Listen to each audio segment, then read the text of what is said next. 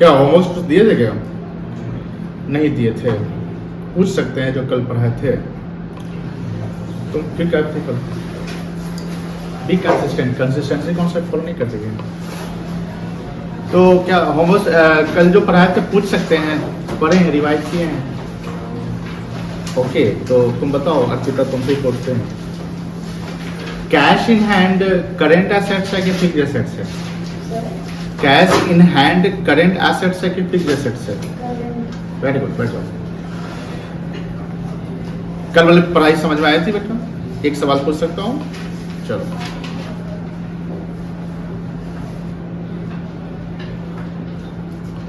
Furniture and fixtures, furniture current assets है कि fixed assets है? गुड, बैठ जाओ। अच्छा हाँ, एक सवाल करो से शुरू कर। मैथ अप्लाइड कौन कौन बच्चे लिए हैं? तुम्हारा अप्लाइड मैथ है?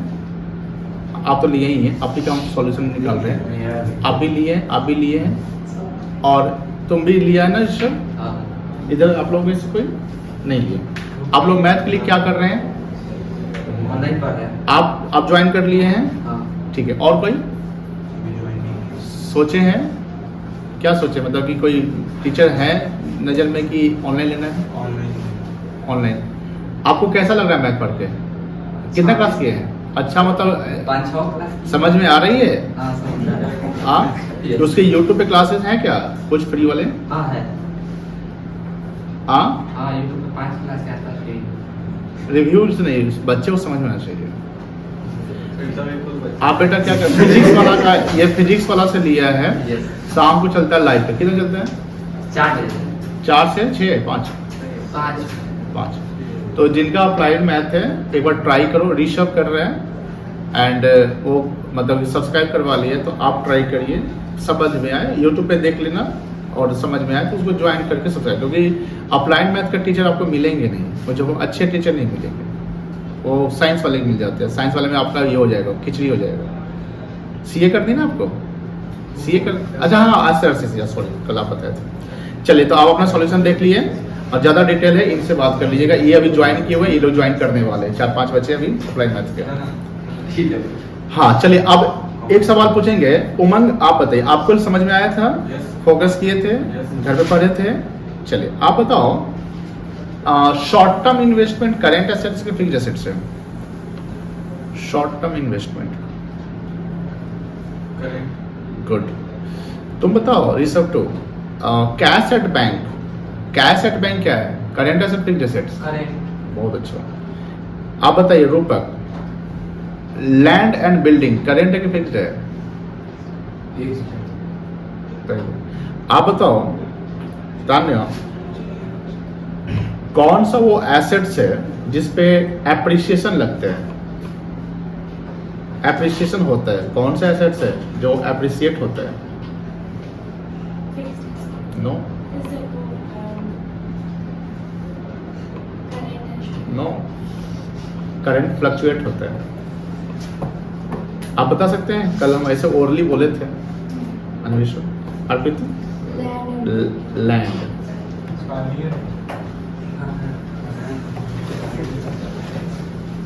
लैंड पे डेप्रिसिएशन नहीं लगता, लैंड पे एप्रिसिएशन का मतलब समझ रहे हैं क्या होता है? इंक्रीज, जिसकी वैल्यू बढ़ जाती है। तो किसकी वैल्यू बढ़ जाती है? लैंड। अब श्रुति ना, लैंड जानते हैं? लैंड, तो लैंड हमारा एसेट है जिसका प्रॉपर्टी है, और वो वैल्यू समय के अनुसार क्या होता है? समय के अनुसार उसका वैल्यू क्या होता है? बढ़ जाता है, तो उसको एप्रिसिएशन कहते हैं। क्या कहते हैं? एप्रिसिएशन। वेरी गुड, चलो ठीक है। अब सबसे पूछ लिए ना, आपसे नहीं पूछेंगे अभी। आप बताइए। हाँ, एक चीज और, लाइबिलिटी तो कुछ भी नहीं किए हैं, लेकिन एसेट्स में पूछते हैं आपसे। तुम बताओ अन्वेषण, मशीनरी क्या है? करेंट एसेट या फिक्स्ड एसेट? Very good. अच्छा, मशीन हम खरीदे बेचने के लिए, मशीन हम खरीदे बेचने के लिए, तो उसको क्या कहेंगे? गुड्स। गुड्स तो अभी नहीं सेल हुआ है, पड़ा हुआ है, स्टॉक। और स्टॉक क्या है? करेंट की फिक्स्ड? करेंट। Very good. तो we can say that if we bought machine for resale, if we bought machine for resale, then that machine will be current, not the fixed. Fixed का मतलब है जिसको हम use करने के लिए long term purpose के लिए खरीदा है, दैट इज द फिक्स्ड। अगर जैसे कार शोरूम में जो आपने कार आप जो कार देख रहे हैं वो उनके लिए फिक्स्ड एसेट्स नहीं है, क्या है, करेंट एसेट। और वही कार आपके घर पे आया, आपके बिजनेस में आया, जिस कार को आप चला रहे हैं, जिस कार से आप client place, customer, supplier, bankers के यहाँ, ऑडिटर के यहाँ जा रहे हैं, जो कार को आप यूज कर रहे हैं 5 साल से 7 साल से, तो that car is called fixed assets. Assets तो आपके पास जो कार शोरूम है वो भी एसेट्स है स्टॉक के रूप में, क्योंकि आप उसको बेच सकते हैं, लेकिन वो टर्मिनोलॉजी समझिए। टर्मिनोलॉजी हम समझ रहे हैं कि जो कार हमारे शोरूम में पड़ा हुआ है बेचने के लिए, that is our current assets, and जो कार हम खरीदे हैं यूज करने के लिए, that is our fixed assets. अब बताओ किस कार पे डेप्रिसिएशन लगेगा, करेंट वाले पे कि फिक्स्ड वाले पे? फिक्स्ड वाले पे। देखिए कार पे हमेशा डेप्रिसिएशन लगेगा ऐसा नहीं है। शोरूम में जो कार पड़ा हुआ है, मान लो कि हमने कार मंगवाया और वो कार शोरूम में पड़ा हुआ है, उस पर हम टेस्ट ड्राइव करवा देते हैं। कोई कस्टमर आता है, टेस्ट ड्राइव होती है, और 6 महीना से कार अभी निकला नहीं है मार्केट में, मतलब बिका नहीं है, तो 6 महीने का वो डेप्रिसिएशन उस पर लगेगा कि लगेगा? नहीं लगेगा। लेकिन जैसे ही आप खरीद कर लिया, मतलब आप जनवरी में खरीदे, जनवरी 24 में खरीदे, और वो साल आपका खत्म हुआ मार्च 24, तो 3 महीना हुआ ना, जनवरी फरवरी, तो you have to charge depreciation for 3 month. जैसा कि हमने एग्जांपल करवाया था आपको, तो समझिए टर्मिनोलॉजी। हम लोग भी टर्मिनोलॉजी समझे कि टर्म्स क्या, अकाउंटिंग टर्म्स क्या, ठीक है ना। तो लास्ट क्लास में, अब यहाँ पर थोड़ा आते हैं, जो नए हैं उनको बैकअप मिल जाएगा, चिंता मत करिएगा। लास्ट क्लास में लायबिलिटीज पे आए थे, क्या किस पे आए थे? The liability is the just opposite of assets. Assets में हमको पैसा मिल सकता है, मेरा फाइनेंशियल राइट्स है पैसा लेने का, उस सामान को बेचने का, जिसमें मेरा ओनरशिप है, वो मेरे लिए एसेट्स है। लेकिन जब हम लायबिलिटी की बात करें तो लायबिलिटी को हिंदी बोलते हैं दायित्व। क्या बोलते हैं? दायित्व। और दायित्व होता है ऑब्लिगेशन, फाइनेंशियल ऑब्लिगेशन। ऑब्लिगेशन हर इंसान के 2 होते हैं, एक सोशल ऑब्लिगेशन होता है, एक फाइनेंशियल ऑब्लिगेशन। जैसे आपके कल पापा आए एडमिशन करवाने के लिए, आपके पापा आए, आज आपकी मम्मी आई, किसी के पेरेंट्स आते हैं, तो वो अपनी फाइनेंशियल ऑब्लिगेशन पूरा कर रहे हैं, सॉरी सोशल ऑब्लिगेशन पूरा कर रहे हैं। कौन सा ऑब्लिगेशन पूरा कर रहे हैं? सोशल। लेकिन मान लो कि अब आपके सर यहाँ पढ़ाती है, तो पापा का फाइनेंशियल ऑब्लिगेशन बन चुका है कि सर का फोन आएगा या ड्यू डेट है, छुट्टी पे करते हैं। तो जहां पैसा पे करेंगे, करने वाले हैं, वो मेरी क्या है, कौन सी ऑब्लिगेशन है? फाइनेंशियल। तो financial obligation is the economic obligation where a businessman is going to pay in your future. वो फ्यूचर हो सकता है कि विद इन 1 ईयर भी हो, बियॉन्ड 1 ईयर। बियॉन्ड मतलब क्या होता है? बाद, उसके बाद, यानी बियॉन्ड 1 ईयर मतलब लॉन्ग टर्म हो गया, 2 साल 3 साल। जब बैंक लोन लिया, हाउसिंग लोन लिया, कार लोन लिया, बिजनेस लोन लिया, तो ये जो लोन होते हैं, ये टाइप ऑफ लोन होते हैं जो लॉन्ग टर्म लोन होते हैं। क्या होते हैं बेटा? Long term. या कंपनी पैसे उठाती है, तो सुनते हुए कंपनी पैसे उठाती है शेयर इशू करके। शेयर जैसे आप वोडाफोन आइडिया का नाम सुनिए ना, वोडाफोन, तो वोडाफोन आइडिया ना मार्केट से, अब मार्केट को भी समझिएगा। आप लोग टीवी देखना शुरू कर दिया, बताया था सीएनबीसी सब देखने के लिए, कोई वक्त देखा? रील्स से में समय निकल जाता है तुम लोग का। सीएनबीसी आवाज जो है, ये मोबाइल होगा तो सब्सक्राइब थोड़ा सा चैनल सब देख लीजिएगा अभी। और जब कॉमर्स तो प्रैक्टिकल रहिएगा।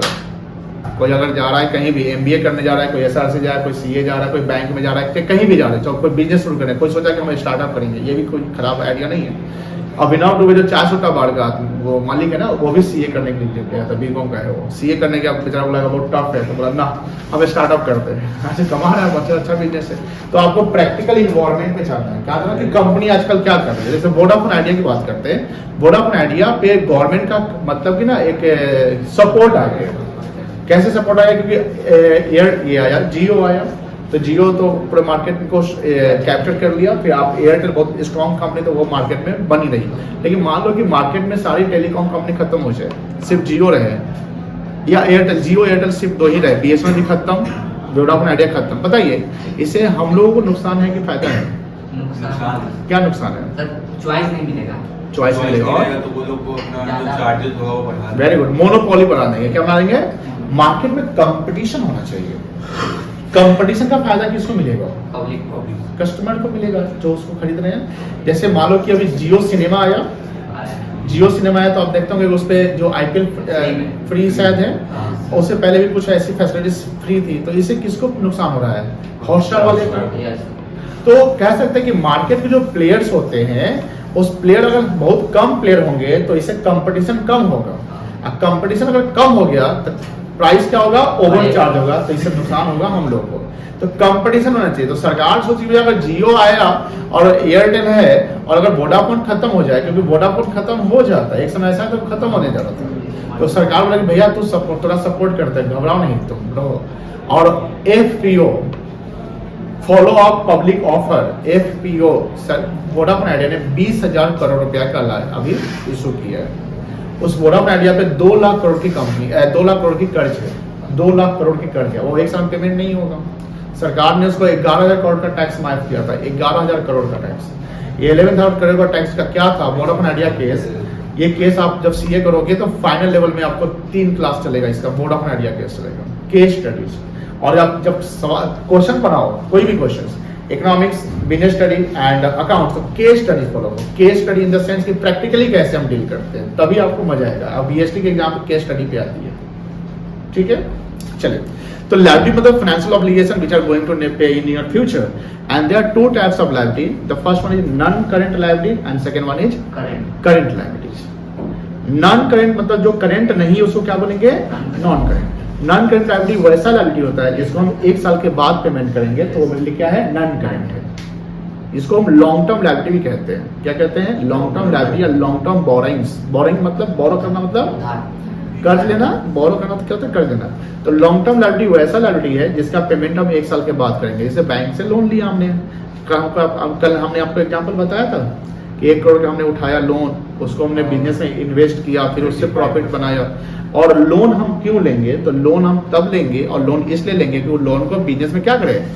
इन्वेस्ट करे, खाने के लिए नहीं। जैसे विजय माल्या लोन लेता था, पता है किस चीज के लिए? सैलरी पेमेंट करना है। अब वो एक बिजनेस स्पेंड करता है और अपने अय्याशी पे खर्चा करता था।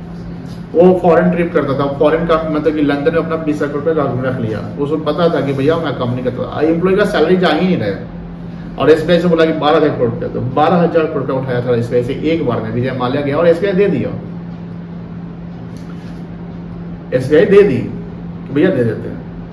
विजय माल्या की कंपनी, अगर वो उसका जो बिजनेस आइडिया था बड़ा मतलब A1 था, बिजनेस आइडिया उसका इतना अच्छा था कि अगर उस बिजनेस आइडिया को फॉलो करता और अपने चार्टर्ड अकाउंटेंट्स के साथ अपना मतलब कि डिसीजन सही लेता, सीए तो वो बता रहा था लेकिन यही डिसीजन नहीं ले रहा था, तो विजय माल्या, आई थिंक विजय माल्या की जो कंपनी रहती, आई थिंक इंडिया में टॉप 5 में रहती। नंबर 1 तो नहीं कह सकते हैं, लेकिन टॉप 5 में, और एक काफी ज्यादा पैसे वाले रहते, बट उन्होंने अपने आप को बर्बाद कर दिया। नीरव मोदी का नाम सुने? आप लोग नहीं सुने? सर्च करिएगा नीरव मोदी का। एक उसका था जिसका कैटरीना कैफ, करीना कपूर, बहुत सारे सेलिब्रिटी को ब्रांड एम्बेसडर बनाया था ज्वेलरी के लिए। डी डमास और भी कुछ उसके ये थे ब्रांड, मतलब कि जब वो जाता था बैंक से लोन लेने, तो पता कैसे जाता था? जाता था बैंक के जो मैनेजर है उसकी वाइफ के लिए लेता था एक नेकलेस, कंगन ले लेता था, डायमंड का रिंग, मतलब 20 लाख रुपए का हम ले जाते हैं, 50 लाख का। उसके लिए बड़ी बात नहीं, 50 लाख 20 लाख रुपया। सर मैम के लिए गिफ्ट है, सर आपके लिए एक रिंग बड़ा अच्छा है, बउआ के लिए है। अब बैंक वाले को हम इतने 10 लाख 20 लाख का गिफ्ट कर दिया, सर 500 का बैंकर्स चेक दे दो। बैंकर्स चेक जानते होंगे, बैंकर्स चेक ऐसा होता है ना, वो बेयर चेक से भी खतरनाक होता है। बैंकर्स चेक में आप गए, चेक लिए, और वो आप कहीं भी इंडिया में और इंडिया के बाहर कहीं भी बजा लेते हैं। पीएनबी में बैंकर्स चेक घोटाला लग गया था, 12 या 18,000 करोड़ का घोटाला हुआ था, और नीरव मोदी भाग गया। बैंकर्स चेक, बैंकर्स चेक की यूज कौन करता था? बैंकर्स चेक होता है 5-7 दिन के लिए पैसा को बैंक गारंटी देती है। यानी बैंकर्स चेक क्या होता है? बैंक गारंटी देती है। जैसे हमने आपको बैंकर्स चेक दे दिया, मैं एसबीआई से हूँ, मैं मैनेजर हूँ, मैंने साइन कर दिया, मिल गया रिसर्व को, और रिसर्व बैंकर्स चेक लेके इंडिया और इंडिया के बाहर आपको फॉरेन चेक मिल जाता है, गए वहां से पैसा से कैश मिल जाएगा आपको। हर्षद मेहता का नाम सुने? हर्षद मेहता बीकॉम ग्रेजुएट, सी करने क्या नहीं किया, बीकॉम ग्रेजुएट, उसके मन में पैसा था, पैसा कमाना है, बहुत अच्छा पैसा बनाया था, बहुत बुद्धि चलाता था, बैंकर्स चेक का वो भी यूज करता था। ये सब फाइनेंशियल टर्मिनोलॉजी सीखने को मिलेंगे। फ्रॉड को कैसे डिटेक्ट कर सकते हैं, फ्रॉड कैसे कर सकते हैं, फ्रॉड से कैसे बच सकते हैं, ये सब सिखाए जाएंगे लाइफ में। हम कुछ सिखाएंगे, कुछ आपको आगे वाले सिखाएंगे। लाइबिलिटी का डेफिनेशन था फाइनेंशियल ऑब्लिगेशन और economic obligation to pay in the near future, हम भविष्य में आने वाले समय पेमेंट करेंगे। जैसे हमारे क्रेडिटर्स को समझाया गया था। क्रेडिटर्स कौन होता है, कोई बता सकता है? जो उधार लिया हो नहीं, फिर से आराम से बोलिए। चलिए समझा देते हैं। हम एक केस मतलब एक थोड़ा सा सिचुएशन बनाते हैं। जैसे मान लो यहाँ पर एक पर्सन है जिससे हम उधार लिए हो, जिससे हम उधार लिए हो। तुम्हारा ही नाम लेते हैं यहाँ पर।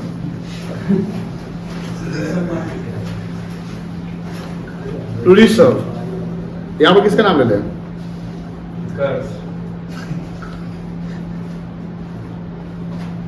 उत्कर्ष, सॉरी। कोई भी बिजनेस ट्रांजेक्शंस होते हैं कम से कम कितने पार्टी होने चाहिए? दो।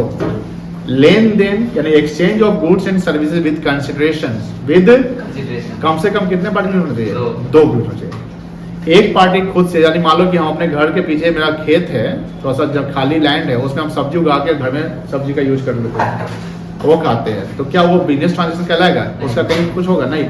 सेल्फ जो हम कंजम्पशन कर रहे हैं, यानी हम अपने से कोई जैसे शेविंग कर लेते हैं, कोई करता है ना अपना, कोई जैसे जाया खुद से अपना ये क्या बोल गया फेशियल कर लिया, तो वो हुआ, वो इकोनॉमिक ट्रांजेक्शन नहीं हुआ। जब आप सैलून में कोई काम करवा रहे हैं, कोई सामान खरीद रहे हैं या कोई रेस्टोरेंट में जाकर खा रहे हैं, खुद से खाना बना के खा रहे हैं, तो वो कोई ट्रांजेक्शन नहीं चलेगा।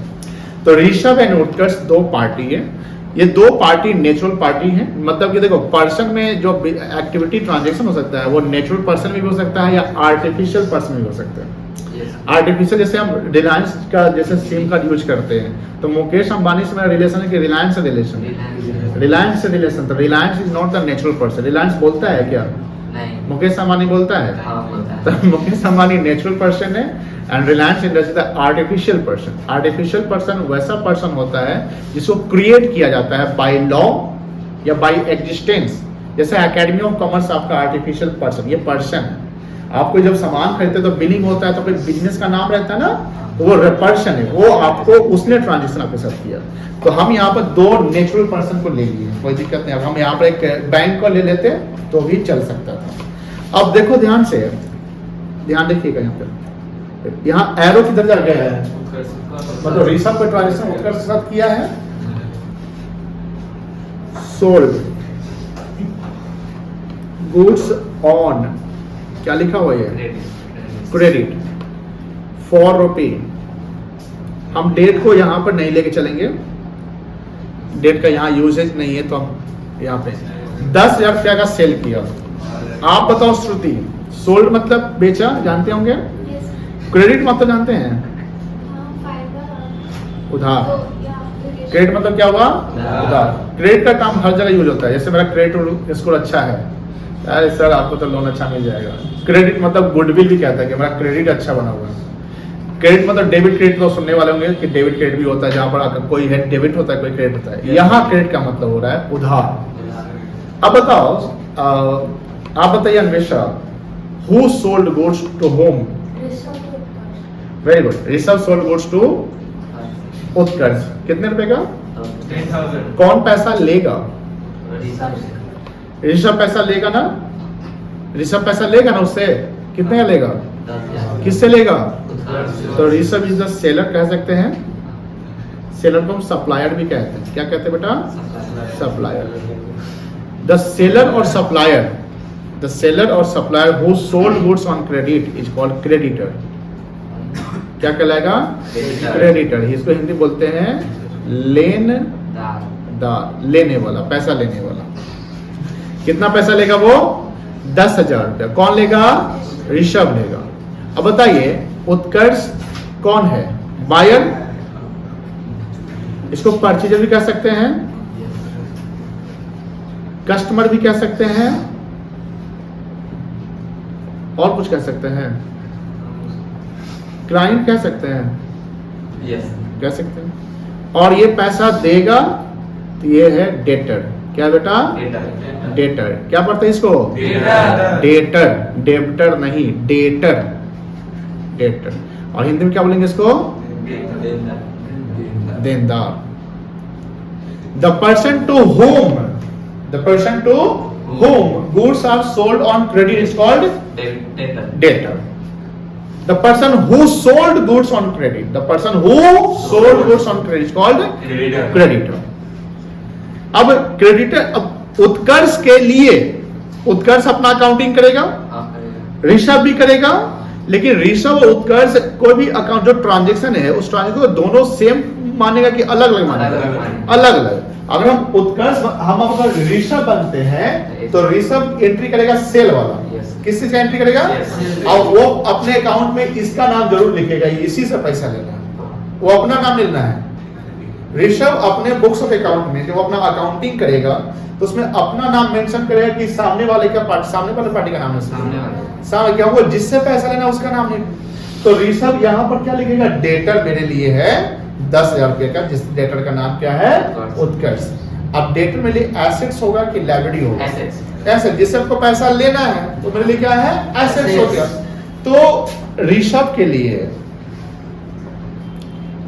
डेटर जो है, जो उत्कर्ष यहाँ बना है, इज एसेट्स, कोई दिक्कत नहीं है। और कौन सा एसेट होगा? ये करंट एसेट, क्योंकि उत्कर्ष को हम पैसा, सॉरी, सामान जो बेचे हैं उससे पैसा लेंगे तो क्या एक साल बाद लेंगे कि एक साल के अंदर लेना है? एक साल के अंदर। बिजनेस प्रैक्टिकली क्या होता है कि भैया क्रेडिट जो हम आपको सेल कर रहे हैं तो आप महीने के बाद तो इतना पेमेंट कर दो, फिर उठाओ, खरीदो, फिर पेमेंट करो, ऐसे ना होता है। अब आपने आज खरीदा, बोला कि 3 साल बाद दे देंगे, बेचने के। अब 3 साल बाद से एक टर्म याद आता है, ये जिंदगी में याद रखिएगा। एक होता है टाइम बार डेट, टाइम बार डेट।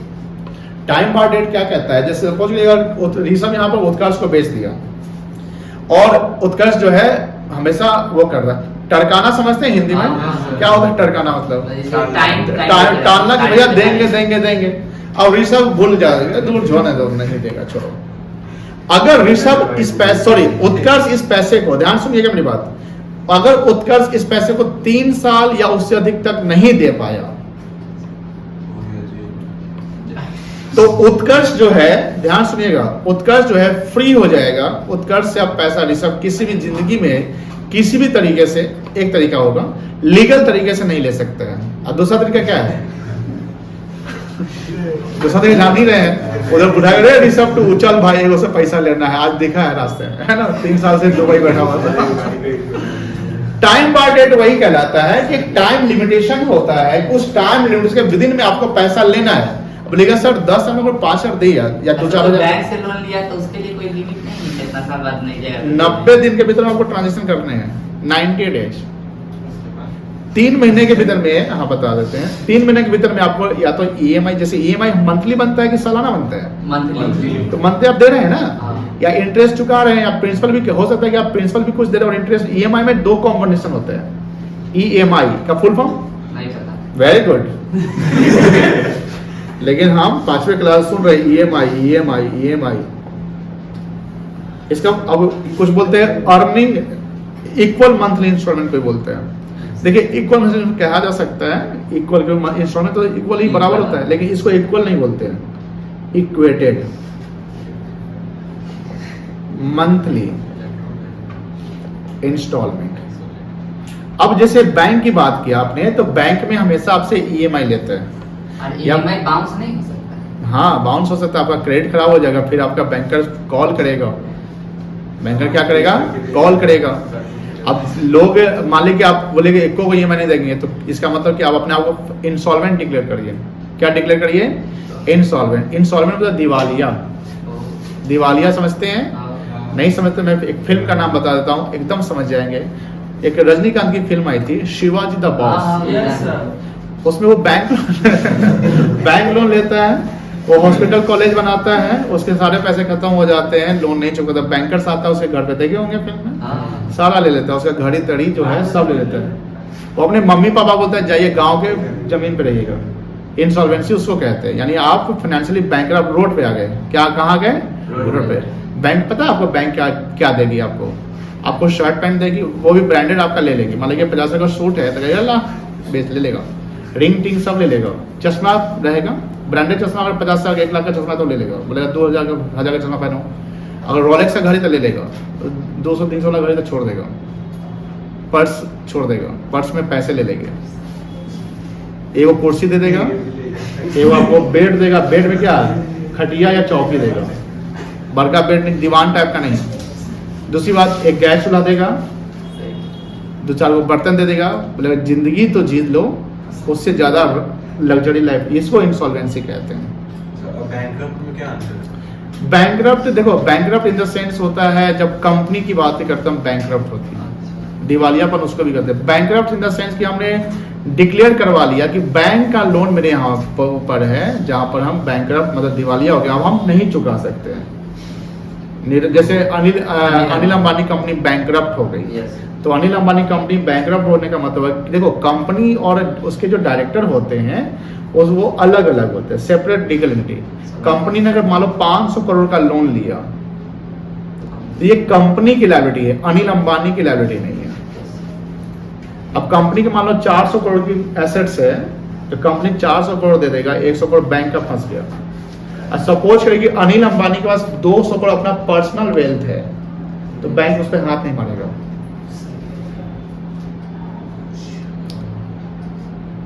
अभी अनिल अंबानी के पास 500, 200, 400 करोड़ तो होंगे ही ना। उतना का तो बड़े अनिल अंबानी का अपना कंपनी भी है जो अभी चल रहा है, रिलायंस कम्युनिकेशन, रिलायंस पावर, ये सब कंपनी अनिल अंबानी की है।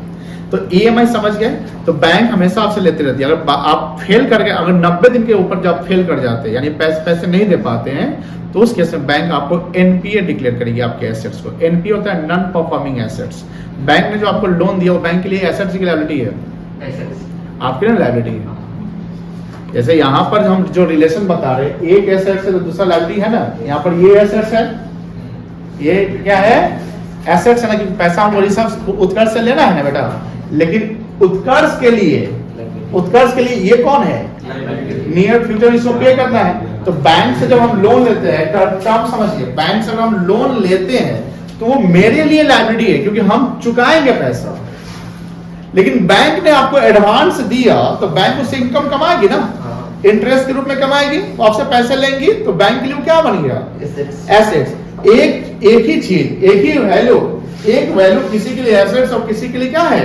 जैसे हमने 10,000 का यहाँ पर टर्म यूज किया ना, कि अकाउंटिंग कहाँ का था, जहां पर मनी है, where is money there is accounting. तो भैया 10,000 रुपए ही की तो बातें हो रही है। अब 10,000 की बात करें तो हम यहाँ पर ये अपना अकाउंटिंग कर रहा होगा, तो अपने बुक में जिससे पैसा लेना उसका नाम लिख रहा होगा। तो जिससे पैसा लेना वो मेरे लिए एसेट्स हो गया, क्योंकि मुझे पैसा फ्यूचर में मिलेगा। तो Utkarsh is the debtor is the assets for Rishabh, and debtor is the person who buys the goods on credit. Debtor is the person to whom goods are sold on credit. मेरे language पे ध्यान रखिए, to whom मतलब क्या होता है, जिसे हमने सेल किया वो डेटर हो गया, या जिसने खरीदा उधार में वही डेटर है, ये भी तो कह सकते ना। और creditor is the person who sold goods on credit, कह सकते हैं, कोई दिक्कत नहीं ना है। तो क्रेडिटर का मीनिंग लिखवाया था कि नहीं लिखवाया था, समझा दिया सिर्फ द पर्सन। और यहां वर्ड क्या लिखे हैं, पर्सन। पर्सन कोई कंपनी भी हो सकता है, समझ बेटा, बैंक भी हो सकती है, कोई पार्टनरशिप फॉर्म हो सकता है। पार्टनरशिप फॉर्म समझते हैं ना, पार्टनरशिप फॉर्म, इसका अकाउंटिंग सीखना हम लोग को 12th में। HUF हो सकता है, ये नाम सुने थे कभी? फुल फॉर्म बताइए। हिंदू अनडिवाइडेड फैमिली, हिंदू, देखो हिंदू अनडिवाइडेड फैमिली बिजनेस जो होता है, आपके मन में सीधे घुसा होगा कि ये बिजनेस सिर्फ हिंदू कर सकते हैं। क्या आपके मन में ऐसा आ रहा है, क्योंकि हिंदू नाम है आपका? HUF बिजनेस फैमिली बिजनेस होता है, बच्चे का जन्म हुआ उस फैमिली का मेंबर, उस बिजनेस का मेंबर हो जाएगा। लेकिन लड़की की शादी हुई, आज विदाई है मान लेते हैं, कल से मेंबर नहीं, खत्म, वो दूसरे उस घर की मेंबर हो जाएगी जिस घर में जा रही है। This is the term of HUF business. Tax saving का सबसे बड़ा तरीका है HUF बिजनेस। लोकल अगर छोटा बिजनेस करना, प्रोप्राइटरशिप में मत जाओ, HUF करो, फैमिली बिजनेस। अब फैमिली बिजनेस क्या हुआ, बच्चा जन्म लिया और उसका पहला आवाज आया तो उसके अकाउंट में 5 माह लगे, कुछ प्रॉफिट चला जाएगा। चलो 31 मार्च को जन्म, 31 मार्च को प्रॉफिट। बच्चे का जन्म हुआ बाय बर्थ, वो जैसे जन्म लेता है वो बिजनेस का मेंबर कहलाएगा, जो को पार्टनर कहते हैं, पार्टनर नहीं पार्टनर।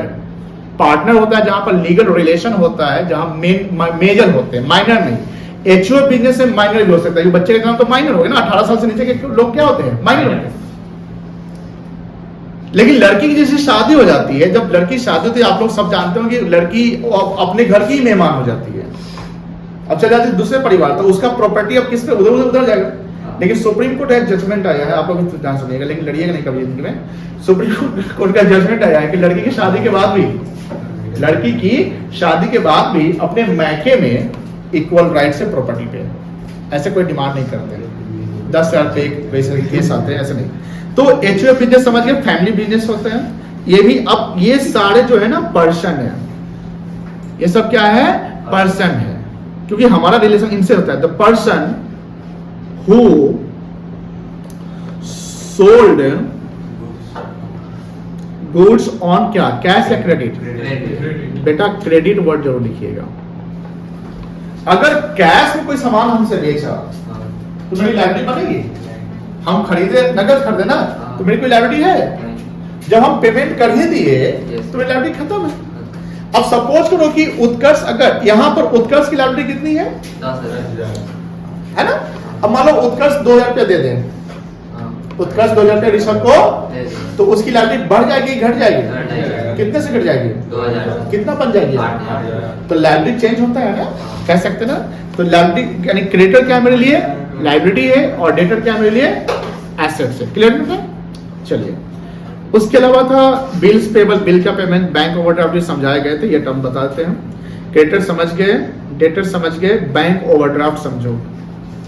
किसी को दिक्कत होगा इस टर्म में जो हम समझा रहे हैं तो आप बेझिझक पूछेगा, एक एक वर्ड के मतलब पूछ लीजिएगा अगर डाउट होगा तो। सर इसको थोड़ा फिर से समझा दीजिए। फॉर्म का मतलब, फॉर्म का मतलब, वेरी गुड। फॉर्म का मतलब होता है the collective group of individual partner is called form.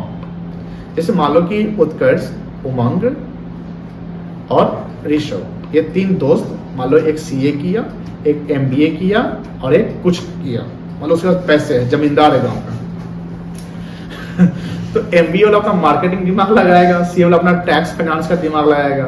आई दोनों को लग रहे याद है ऋषभ गांव का जमींदार, चलो यार हम लोग तो पैसा, हम लोग के पापा तो पैसा पढ़ाई में लगा दिए, इसका इन्वेस्टमेंट होगा, चलो इससे मिलते हैं और हम लोग बिजनेस शुरू करते हैं, स्टार्टअप। ऐसा हो सकता है। तो आपने मान लो इन्होंने 10 करोड़ लगाया, तो ऋषभ थोड़ा सा तेज है, बोलते अरे भाई तू हो तो लगाओ, दिमाग लगाएगा तो पैसा तो लगाओ। चल ऋषभ बोलते हैं, उत्कर्ष बोलते हैं 1 करोड़ हम लगा देते हैं, वो बोलते हैं 1 करोड़ हम लगाते हैं, तो टोटल कितना हो गया, 12 करोड़। देखिए, फ्रेंड के बीच का जो रिलेशन होता है उसको फ्रेंडशिप कहते हैं। क्या कहते हैं, friendship. Friendship is the social relation, friendship is the social relation. अब उसके बर्थडे में कोई जाए या ना जाए, कोई गिफ्ट दे या ना दे, केस होगा, केस करिएगा आप, लीगल एक्शन लीजिएगा, नहीं ले सकते हैं। लेकिन जब तीनों फ्रेंड मिलकर बिजनेस करते हैं, तो ऋषभ का 10 करोड़ लगा हुआ है, अब बोले भाई हम लोग कागज बनवा लेते हैं, उत्कर्ष और उमंग कागज बिना बनवाने करवा लेंगे, लेकिन ना इस बार तेज है कि ना कागज बनवाएंगे। तो कागज की काम बातें होती है, तो उन्होंने डीड बनवाते हैं। क्या बनवाते बेटा, डीड, डीड। डीड होता है जहाँ पे एक लीगल डॉक्यूमेंट होता है, जहाँ कोर्ट के थ्रू उसको नोटिफाई करते हैं। जैसे आप जमीन का कागज कभी देखे हैं, हाँ देखिए, उस पर नोटरी होता है ना, स्टैंप होता है ना, रेवेन्यू स्टैंप, तो वैसे ही कागज बनता है। उसमें वकील का भी साइन होता है, जज का भी साइन होता है, 2-4 गवाह का भी साइन होता है, और उसमें जितने पार्ट, एक नहीं भाई, एक नहीं होता है। आराम से आराम से आराम से जमींदार तो 4 गवाह का जब साइन होता है। अब उसमें ध्यान रखिए, बात नहीं करिए। तब अब बात है कि 3 पार्टनर है तो उसमें नाम लिखा जाएगा, फर्स्ट पार्टनर कौन है, सेकेंड कौन है, थर्ड क्या है।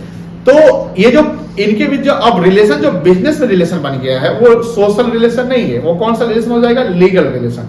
एंड ये तीनों पार्टनर कहलाएंगे। क्या कहलाएंगे, पार्टनर, फ्रेंड नहीं कहलाएंगे। बिजनेस में क्या कहलाएंगे, आउट ऑफ बिजनेस क्या कहलाएंगे, जो कहलाए, फ्रेंड कहलाए, दुश्मन कहलाए, कुछ भी कहलाए। अब यहाँ अब इन तीनों अपना एक बिजनेस का नाम लिखेंगे ना, कुछ भी अपना यूनिक नाम रख दीजिए, तो दैट इज कॉल्ड फॉर्म। तो firm is the business, firm is the, partnership is the relation, partnership is the relation, अब partner is the individual person. कोई दिक्कत नहीं। चलिए और कुछ नहीं ना, कोई दिक्कत, एक एक वर्ड पे। तो क्रेडिटर समझ गया। हम लोग आते हैं थोड़ा बैंक ओवरड्राफ्ट पे। कल बताए थे हम लोग, ओरली किए थे ना बैंक ओवरड्राफ्ट को, बैंक ओवरड्राफ्ट को ओरली डिस्कस किए थे ना कल। Yes sir. सर जी फर्म और कंपनी में फिर क्या डिफरेंस है? बहुत ज्यादा डिफरेंस है। फर्म में एक लिमिटेशंस होता है, फर्म शेयर इशू नहीं कर सकती है। फर्म में पार्टनर्स की संख्या मैक्सिमम 50 हो सकती है, मिनिमम 2 हो सकते हैं।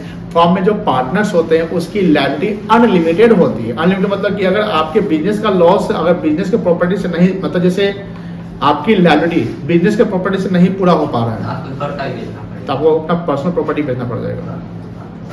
इसीलिए LLP आया था, लिमिटेड लायबिलिटी पार्टनरशिप। ये क्या है? अब 2008 में कांग्रेस की सरकार तो समय आया था, क्या है हम लोग डिस्कस करेंगे ड्यूरिंग द कोर्स, जब आएगा तो हम बता देंगे आपको। कंपनी में डिफरेंस ये है, कंपनी लोग 2013 को फॉलो करते हैं। पार्टनरशिप हम पार्टनरशिप 1932 को फॉलो करता है, 1932। ये सब वर्ड जो याद है तो लिख लिया करिए कहीं पे।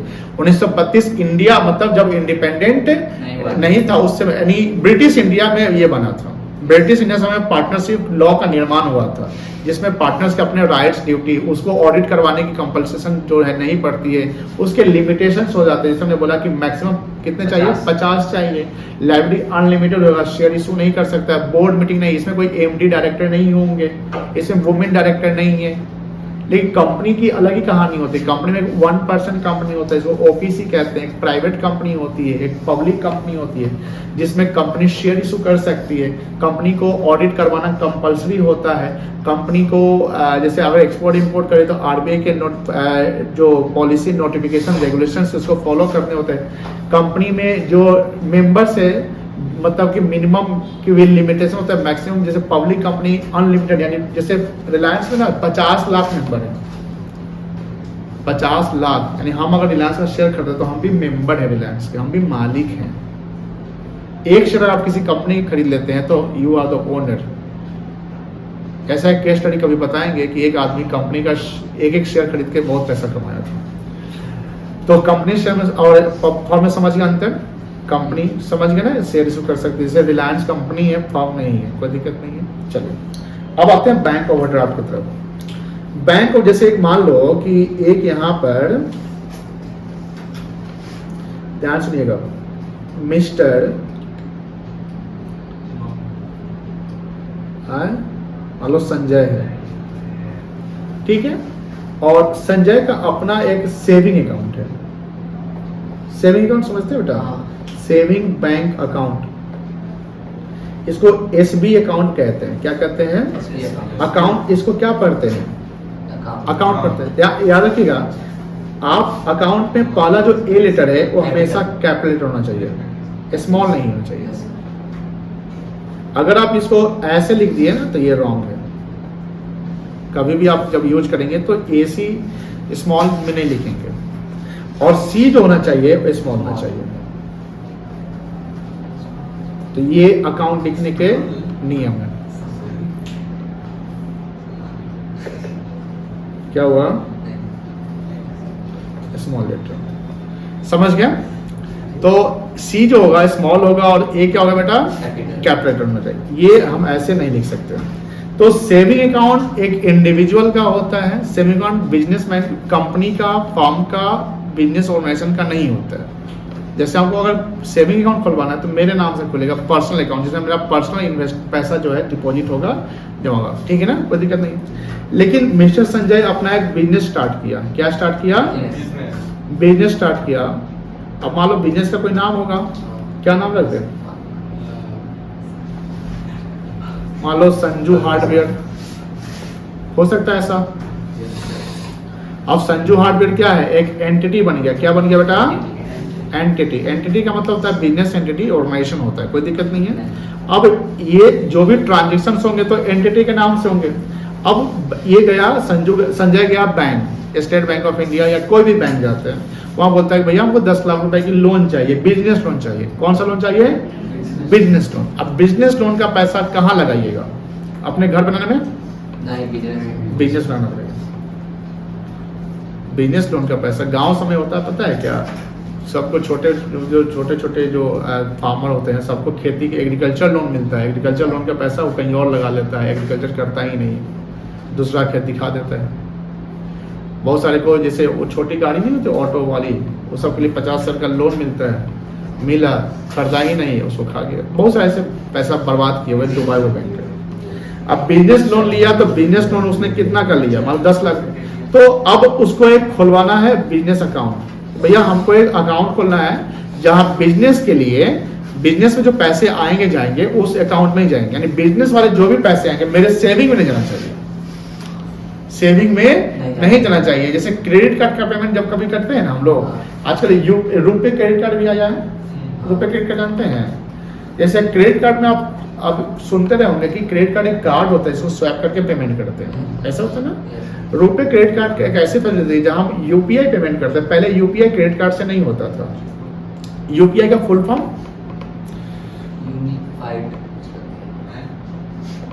Unified payment interface. यूपीआई का फुल फॉर्म क्या हुआ? Unified payment interface, UPI. तो यूपीआई पहले सुनो ध्यान से बेटा, जैसे हम लोग करते थे तो हमारा सेविंग अकाउंट होता था उससे करते थे, लेकिन आजकल जो आरबीआई ने एक रुपए क्रेडिट कार्ड लॉन्च करा, रुपए क्रेडिट कार्ड। तो रुपए क्रेडिट कार्ड थ्रू जो हम यूपीआई करते हैं और जिस बिजनेसमैन को हम पेमेंट कर रहे हैं, मालूम वहाँ स्वैप मशीन नहीं है और आपको क्रेडिट कार्ड पेमेंट करना है, तो वहाँ स्कैनर हो सकता है। तो स्कैनर पे आप रुपए क्रेडिट कार्ड यानी क्रेडिट कार्ड के थ्रू पेमेंट कर सकते हैं। आप स्कैन करिए, पेमेंट आपके क्रेडिट कार्ड यानी पैसा 50 दिन बाद आप चुकाइए।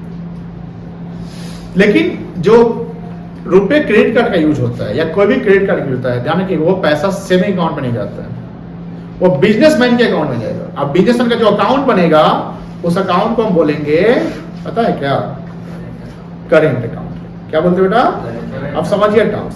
अब करेंट अकाउंट में मान लो मिस्टर संजय 5 लाख रुपया जमा कर दिया हुआ, 5 लाख रुपया उसका बैलेंस है। बताइए कैश एट बैंक कहलाएगा ये? पैसा कहाँ है? अब ध्यान सुनिएगा, this is called cash at bank. अब बताओ कैश एट बैंक मेरे लिए एसेट की लायबिलिटी है? बोलो एसेट से। बहुत अच्छा जवाब दिया, एसेट्स। अभी तक मेरा एसेट्स है ना, मतलब 5 लाख रुपए आराम से निकाल लेंगे, उसको बैंक में चार्ज नहीं करेंगे, इंटरेस्ट नहीं चार्ज करेंगे। लेकिन देखिए बिजनेस में जो हमारा ट्रांजेक्शन होता है बैंक में, तो बैंक हम लोग को ना थोड़ा फैसिलिटी देती है और बढ़ा देती है। अगर हमारा बैंक के साथ रिलेशन अच्छा है तो बैंक हमको क्रेडिट देगी नहीं देगी? एकदम देगी। अब बिजनेस में जैसे बहुत सारे ट्रांजेक्शन, कभी कभी 10-10 लाख ट्रांजेक्शन इतने हो सकते हैं। अब मिस्टर संजय को इस एक दिन जरूरत पड़ गया, मान लो कि 6 लाख रुपए का। कितना जरूरत पड़ गया? 6 लाख रुपए का। बैंक उसको लिमिट दिया हुआ है कि भैया आप 10 लाख तक निकाल सकते हैं, यानी 5 लाख आप जो पैसा होगा उससे 5 लाख ज्यादा आप निकाल सकते हैं।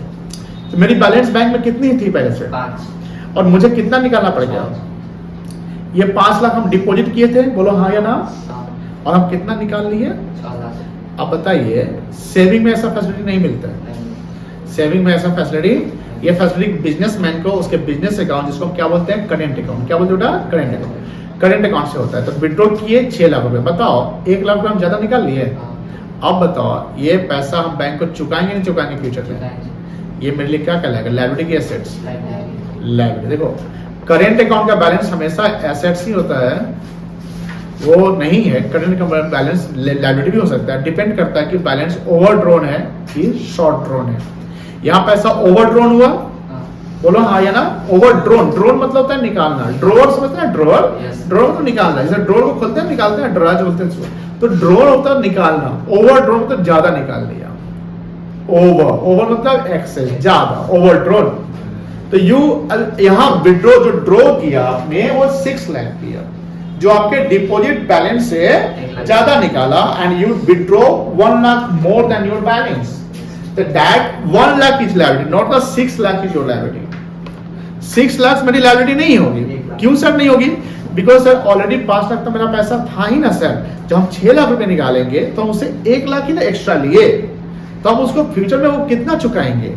1 लाख। 6 लाख हम नहीं ना चुकाएंगे बेटा, तो 1 लाख। तो दिस इज कॉल्ड, ये अब पैसा ये कहाँ किसका लायबिलिटी? बैंक वाले का है, बैंक को चुकाएंगे, ये कहलाएगा बैंक। और ये पैसा किस कारण हुआ? पैसा एक्स्ट्रा निकालने से, ज्यादा निकालने से, तो इसको कहेंगे बैंक ओवरड्राफ्ट। ये मेरी लायबिलिटी होती है।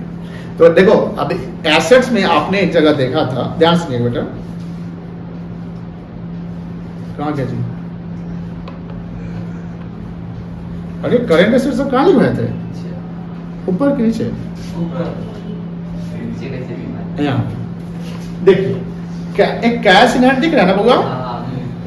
Cash in hand always universal, cash in हमेशा एसेट्स ही होगा, बिकॉज सर इन हैंड है ना सर। ये अगर मान लो यहाँ अपने पास 500 रुपए है तो कितना से उधार लिए हो उनके साथ, तो वो तो लाके उसका ना बन जाएगा, फिर तो पैसा आपके पास आएंगे ना। उधार लेने का मतलब थोड़ी है कि पैसा यहाँ से उधार जैसे मान लो उत्कर्ष ने 5,50,000 ले लिए तो मेरी लाइबिलिटी उत्कर्ष ने बन जाएगी, उत्कर्ष को हम चुकाएंगे पैसा। इन हैंड का मतलब जो आपके पास पैसे हैं, मेरे पास पैसे हैं क्या देखते हैं कितना है, 200 का नोट है ये 50 कितना हो गया, 250 गया और ये क्या है इधर भी खुले हैं, मान लो ये 200 शायद है आपको याद है, 2 2 400 450 550 570 और भी क्या एक 500 नोट और था, 500 का ये नोट है कितना हो गया 1150 हो गया। This is called cash in hand. ये क्या है, ये मेरा है कि आपका है, एसेट्स है। अब मान लो इसमें हमें 500 का रेंट दे दिया, रेंट एक्सपेंसेस हो गया, अब बच गया 650, ये अब कैश इन हैंड एसेट्स ही, अभी तो इतना है ना मेरे पास, 50 और खर्च किया, कैश इन हैंड बचे हुए अभी एसेट्स है, खर्च कर दिया एसेट्स है, लो खर्चा कर दिया एसेट्स है, एसेट्स है 20 बचा हुआ है, 20 ही बचा हुआ है, ये भी एसेट्स है, 20 एसेट्स है ना कैश इन हैंड। कितना हो गया ये, नेगेटिव आया, अब खर्चा करना है नहीं है, खर्च होगा अब मान लीजिए हमने इनसे 5,000 का ले लिया, फिर मेरे पास 5,000 आ गए, मान लो आ गया 5,000 कैश। अब तो ये हमारी लाइबिलिटी बन गई ना, अब इनको हम चुकाएंगे या सामान बेच दे या कुछ भी कर दे, पेमेंट जैसे भी करें। अब यहाँ बात यह है कि मेरे पास, लेकिन जब हम बैंक में पैसा जमा किए हुए हैं तो बैंक तो हमको फैसिलिटी दे रही है कि भैया आपको नीड पड़ेगी तो ज्यादा आप निकाले का है, दूसरा से लेने जाइएगा, समझ गए। तो cash in hand always assets होगा, ये हमेशा पॉजिटिव होता है, नेगेटिव नहीं। नेगेटिव होता है कभी बैलेंस का चेंज हो जाए, जैसे ओवरड्राफ्ट में current account balance negative positive हुआ ना, पहले 5 लाख था, हमने 6 पहले बैलेंस पॉजिटिव में रहा होगा, फिर 6 लाख निकालते हुए नेगेटिव हो गया। डेबिट क्रेडिट होता है बैंक में, your account has been credited, your account has been debited. Debit में तो पैसा कट जाता है और क्रेडिट में तो पैसा बढ़ जाता है जमा।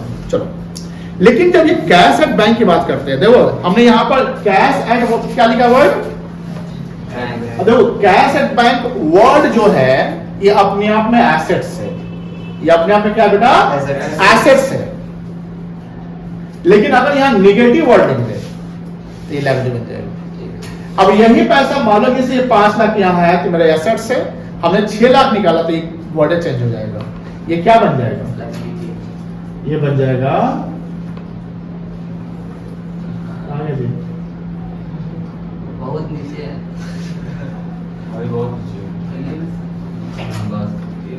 बैंक ओवरड्राफ्ट, कोई दिक्कत नहीं है, समझ गए बेटा। चलिए, तो बैंक ओवरड्राफ्ट समझ गए, आउटस्टैंडिंग एक्सपेंस समझ गए होंगे, ये आर्टिकल्स बता दिए थे, एंड बैंक लोन समझ गए। इनकम एडवांस होता है, जैसे बाइजू पैसा एडवांस मान लो किसी से ले लिया तो इनकम एडवांस मतलब हम किसी का काम करने वाले हैं, अभी काम उसका नहीं किए, वो कहलाएगा इनकम एडवांस। अब मान लो उसका काम हम किए ही नहीं तो मेरे लिए क्या बनेगी, लाइबिलिटी बन जाएगी, कोई दिक्कत नहीं है। जैसे मान लो, ध्यान सुनेंगे बेटा, rental income received for 13 months during 2023-24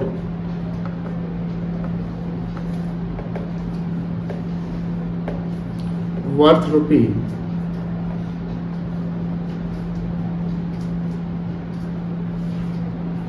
65,000। रूपक एक सवाल पूछते हैं आपसे, इस सवाल को पढ़ लिए। मेरा एक सवाल है, मंथली रेंट कितना है?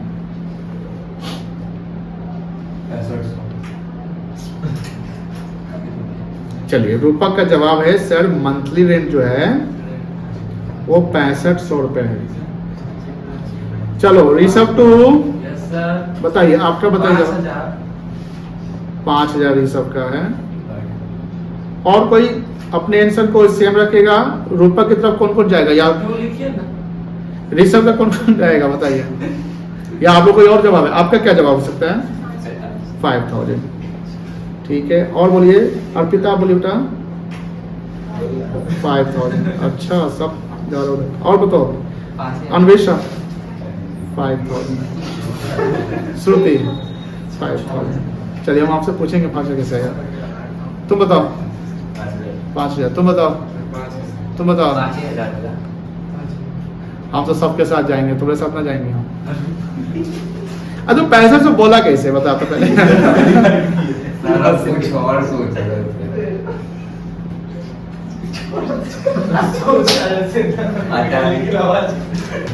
भैया साहब, भैया कितने महीने का है ये? 13 महीने का ना? अब 13 महीने का कितना रिसीव किए? 65,000। तो आप लोग आप यही किए होंगे, डिवाइड कर दिए होंगे, तो मंथली रेट निकल गया ना? Very good. 65 नहीं आएगा। चलिए अब एक सवाल, मेरी सवाल बनती है, ये सवाल ऋषभ 1 से बनेगी। यहां तो 5 मंथली हो गया, कोई दिक्कत नहीं। बताओ रेंटल इनकम 1 साल का, रेंटल इनकम 2023-24 का, बाइजू मत बन जाना, बाइजू का अकाउंटेंट नहीं बनना तुम, कितना बनेगा बताओ? 60,000। कौन सा कॉन्सेप्ट यहां पर आया है? बहुत अच्छा जवाब। कौन सा कॉन्सेप्ट आया है? Accrual concept. एक्रूअल कॉन्सेप्ट है जो जिस साल का ट्रांजैक्शन है उसको उसी साल रिकॉग्नाइज करिए। अब आपसे क्या नाम बेटा पता था? दिवांशु। दिवांशु आप बताओ बेटा, यहाँ क्या लैंडलॉर्ड की या मेरे लिए कोई एसेट या लायबिलिटी क्रिएट हुआ है? ध्यान से मेरा सवाल यहाँ पर है, क्या कोई एसेट या लायबिलिटी क्रिएट हुआ है 2023-24 में? एसेट या लायबिलिटी कुछ भी क्रिएट हुआ है? हाँ मेरे लिए, मतलब पैसा मुझे मिला ना, मान लो बिजनेसमैन का फ्लैट है, वो अपने रेंट पे लगाया हुआ है, 65,000 मिला ना? कितना मिला बेटा? 65,000। हमने कितना इनकम बना लिया? कोई लायबिलिटी या एसेट क्रिएट हुआ है यहाँ पे? कोई ओरिजिनल एसेट्स बना कितने का? 60,000 का। एनीवन? 5,000 का लायबिलिटी। 5,000 का लायबिलिटी हुआ क्योंकि वो अगले साल का और पहले ही मिल गया एडवांस में। आप लोगों में से कितना बनेगा? 65, 5, 60 नहीं बनेगा? बनेगा, ऐसे बनेगा, क्या बनेगा? तुम बताओ, तुम बता सकते हो।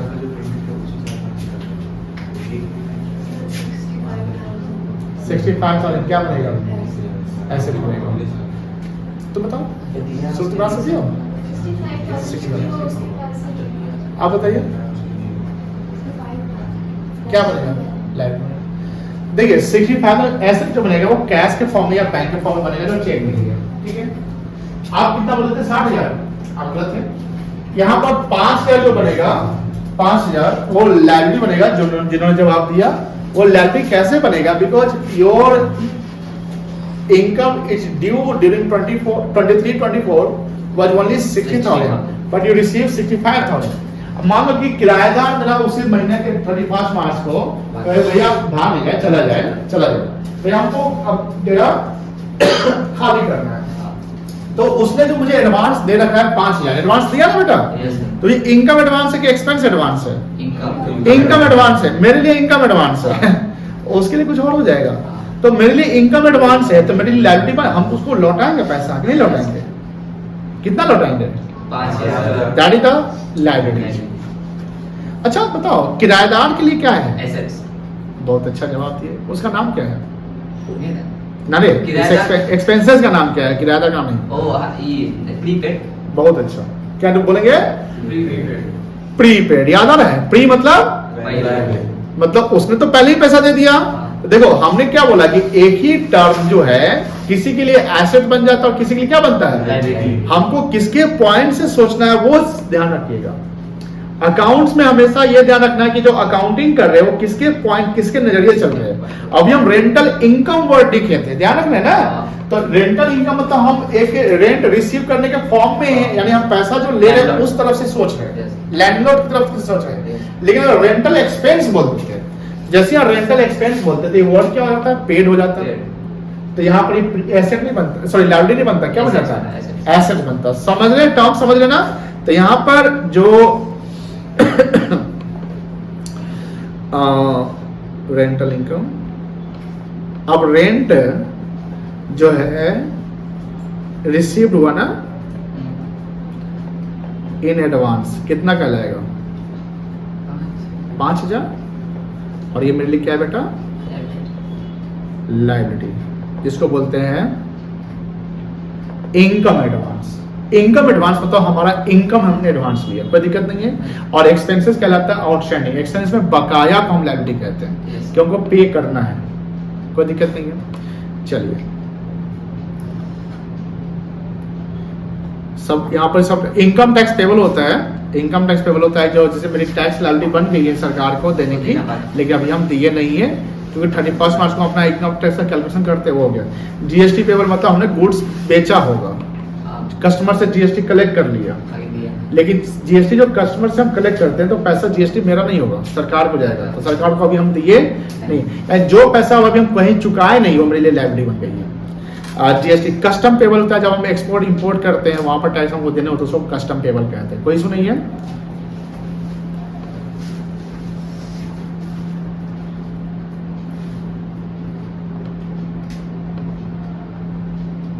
लायबिलिटीज के दो फॉर्म है, नहीं लिख पाया था कल ये, क्या क्या बोले थे शुरुआत में? नन, अच्छा ऊपर का नहीं लिखे हैं आप लोग, कल वाला लिख लिए थे? ठीक है, हम भेज देंगे। करंट लायबिलिटीज, एक काम करिए, ये लिख ही लीजिए आप लोग पहले, क्या कि सुनने से और लिखने से दोनों जब हम साथ में करेंगे तो ये तो लिख लिए थे, ये यहाँ से ना, यहाँ से लिखे थे आप लोग, बात नहीं कुछ भाई। ऋषभ कुमार देखो,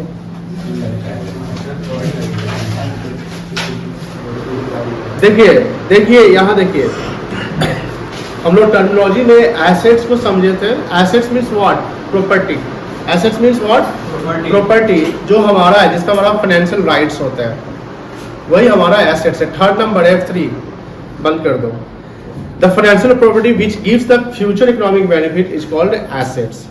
अब एसेट्स, ये हमारे एसेट्स है। जब मैं एसेट्स वर्ड यूज करूं तो उसमें फिक्स्ड प्लस करेंट दोनों आ जाएंगे। सपोज कि मैंने सवाल पूछा कि right the 5 name of assets, right the 5 name of assets. You can use both इधर फिक्स्ड और करेंट, आप दोनों को मिक्स भी कर सकते हैं क्योंकि हमने एसेट्स पूछा। तो एसेट्स में कैश भी होते हैं और लैंड भी होते हैं, ठीक है। बट मैंने पूछा कि 5 फिक्स्ड एसेट बताओ, तो फिर कैश यूज नहीं करोगे वहां पे, बिकॉज मैंने लैंग्वेज क्या यूज किया? फिक्स्ड किया है।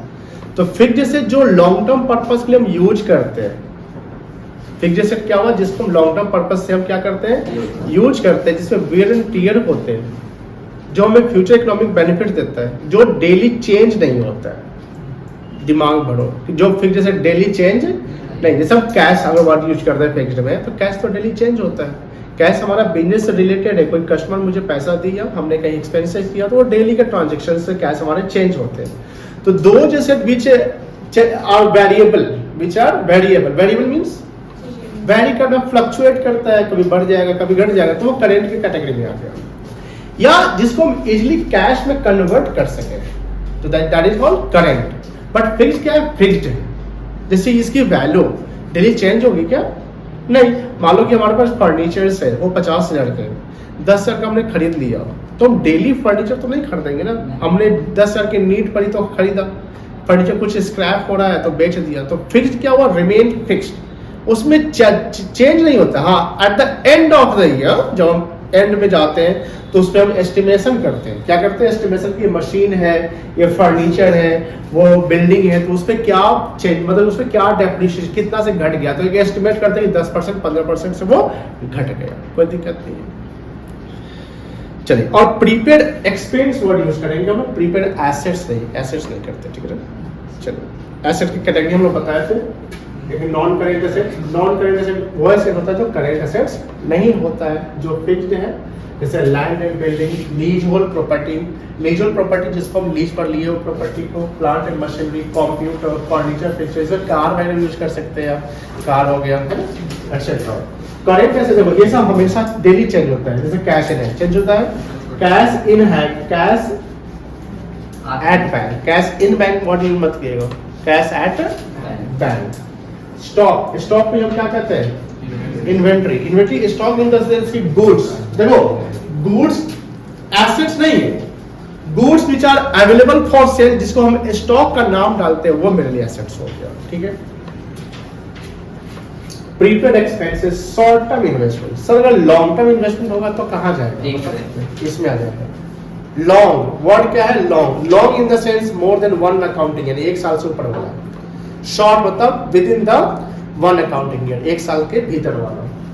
डेप्रिसिएशन तो ये बताया था, डेप्रिसिएशन किस पे लगता है, फिक्स्ड एसेट पे, एक्सेप्ट ये फिक्स। एक नंबर सवाल है कौन सा ऐसा एसेट्स इसका डेप्रिसिएशन नहीं लगता, सबने जवाब दिया था, एक बच्चा इसमें नहीं दे पाया। Diminishing balance method of depreciation क्या है? डिमिनिशिंग बैलेंस में तो घटते हुए होता है, जैसे इन द सेंस कि आपने इस एक्चुअल कॉन्सेप्ट सर बताए थे आपको, एक बताए थे, एक होता है जो हर साल एक ही चीज पे लगता है, यहाँ है क्या,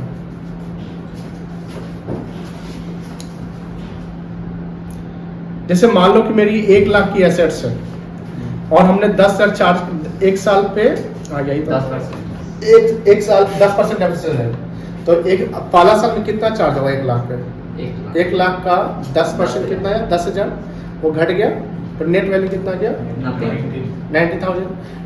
नेक्स्ट ईयर जब हम जाएंगे तो मेरी जो वैल्यू ऑफ द एसेट्स होगी वो 90,000 हो जाएगी। अब मान लो कि नेक्स्ट में हमको 10% ही चार्ज कर रहे हैं, तो वी चार्ज ऑन 90,000 इफ, तो वो 9,000 आएगा, तो हर साल वो डेप्रिसिएशन क्या हो रहा है, घट रहा है, और हम घटे हुए वैल्यू पे डेप्रिसिएशन निकाल रहे हैं, तो देखो डिमिनिशिंग मतलब होता है रिड्यूसिंग। सर डिप्रिसिएशन का मतलब ही होता है घटना, हाँ डेप्रिसिएशन का मतलब ही होता है घटना, but we use the term depreciation in case of tangible fixed assets. Tangible होता है जो दृश्य जो फिजिकली एग्जिस्ट करता है उसको टैंजिबल बोलते हैं। ऐसे हम प्रैक्टिकली जनरल बोलते हैं मतलब कि डेप्रिशिएट कर रहे हैं, मतलब कि डेप्रिशिएट हो रहे हैं, लेकिन जो टर्म डेप्रिशिएशन है वो यूज करते किया जाता है फिक्स्ड एसेट के टर्म में, कि जब कोई जो किसी फिक्स्ड एसेट की वैल्यू डिक्लाइन कर जाए तो उसको डेप्रिसिएशन कहेंगे। लेकिन सर हमेशा डेप्रिसिएशन ही होगा क्या, मान लो कि सर 50,000 की एसेट्स है और उस पर हमने 10% डेप्रिसिएशन चार्ज किया 5,000, तो उसकी वैल्यू कितनी बन गई, 45,000। सर उसको हम 40 में ही बेच दिए, तो 5,000 और कम में बेच दिए ना, तो वो 5,000 का डेप्रिसिएशन कहलाएगा, जिसको हम कम में बेचे नहीं कहलाएगा, वो कहलाएगा लॉस। लॉस का कंपैरिजन करते हैं सेल और कॉस्ट के डिफरेंस को आइडेंटिफाई करने के लिए। If the cost price is more than the sales value, if the cost price more than the sales value, मतलब कि हमने 45 का मेरा कॉस्ट है और हम कितने बेच रहे हैं, 40 में बेच रहे हैं, तो 5 हम कम में बेच रहे हैं ना, तो 5 डेप्रिसिएशन नहीं कहलाएगा, वो क्या कहलाएगा, loss on sale of assets.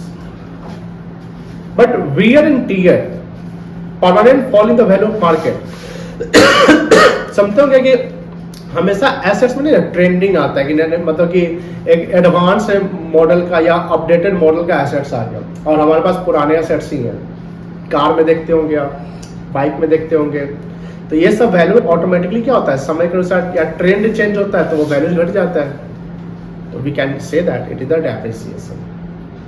Depreciation उस समय तक चार्ज करेंगे जब तक हमारे पास एसेट एग्जिस्ट करते हैं, रहते हैं। जैसे हमने बेचा, तो जैसे हमने एसेट को बेच दिया तो वहां पर हम कंपेयर करेंगे कि भैया बेचने पे मुझे क्या हो रहा है, रिजल्ट क्या आ रहा है, रिजल्ट इज द प्रॉफिट या लॉस, ठीक है। चलो ये है डिमिनिशिंग वैल्यू, जैसे हमने यहाँ पर घटाते हुए दिखाते हैं डिमिनिशिंग, ठीक है, कोई दिक्कत नहीं है।